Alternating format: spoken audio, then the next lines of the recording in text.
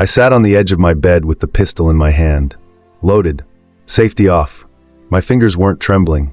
That's the part that scared me the most. Everything was quiet. Still. Controlled. Like a mission briefing. I wasn't crying. Wasn't screaming. I wasn't thinking of family or medals or mates. I just wanted the noise in my head to stop. The guilt. The flashbacks. The emptiness of every single day I spent walking around like a ghost. I remember checking the door like I was back on patrol. Always scanning. Always alert. Then I picked up the phone and sent Tom one line. "Thanks for everything, mate." And that's what saved me. I was 2 beers deep when I saw that message. And I just knew. Didn't think. Didn't ask. Didn't wait. I drove straight to his place. Banged on the door like a madman. No answer. I kicked it in. Found him on the floor. Gun across the room. Sobbing like a man whose chest had finally cracked open. He didn't say a word. Neither did I. I sat down beside him and stayed there until the ambos came. I told them he was a vet, that he'd seen things, done things, that he didn't need judgment, he needed help. I was admitted involuntarily. Didn't fight it. Didn't have the strength. Didn't care anymore. They gave me a diagnosis. PTSD, major depression, alcohol dependence. They said it like it was clinical, but to me it felt like failure stamped on my chest. Another fucking label. Another report. But at least I was alive. That first night in hospital, I didn't sleep. I lay there in a strange bed, thinking about the mates I'd lost, some in combat, some after. I wasn't special. I was just next in line. Mark's story isn't rare. It's just rarely spoken. Veterans often don't show up to the system until they're on the brink, until the pain eclipses the fear of being seen as weak. Substance use? It's not the problem. It's the bandage. Suicidal thoughts? They're not selfishness. They're exhaustion. Admission? It's not punishment. It's an intervention. It's hope. We didn't just treat Mark's symptoms. We helped him unpack the war he carried inside him. The flashbacks came out of nowhere. 1 minute I'd be in Coles picking up bread, and the next I'd be back in the dust, hearing mortar fire, screaming for cover, feeling the heat of a mate's blood on my hands.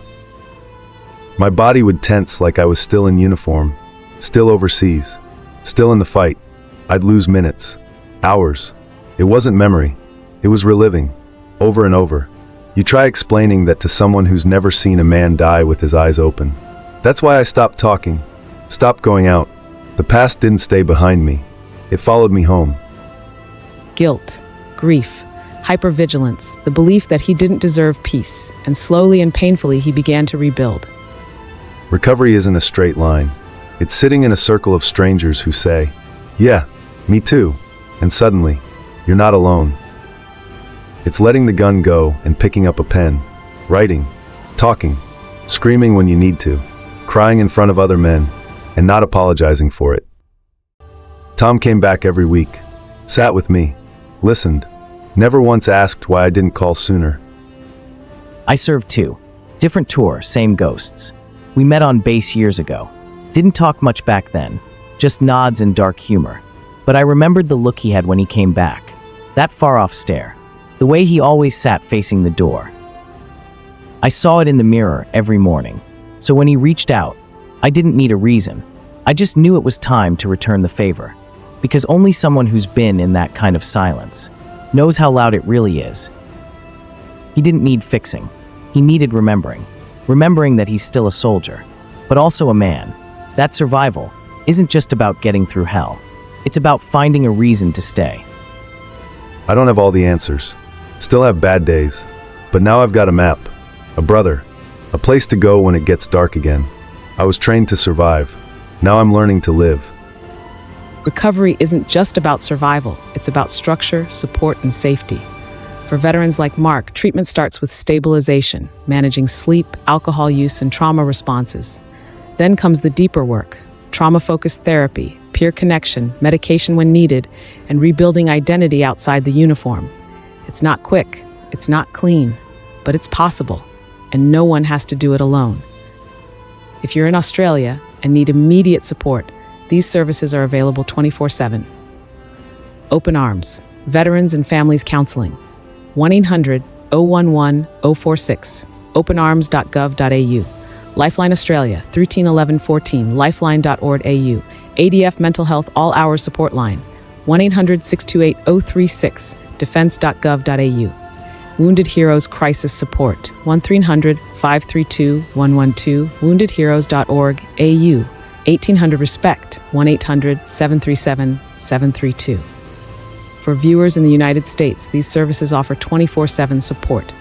Veterans Crisis Line 988, then press 1, veteranscrisisline.net.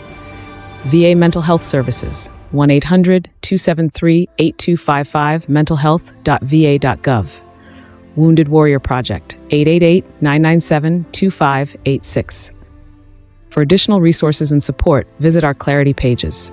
theresilienceecho.com/clarity-pages. Thank you for watching. If this story felt familiar, if this is you, please reach out. There are people who care and help is available. You don't have to do this alone.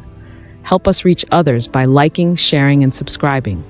Together, we can amplify the voices of those who've served and those still fighting to heal.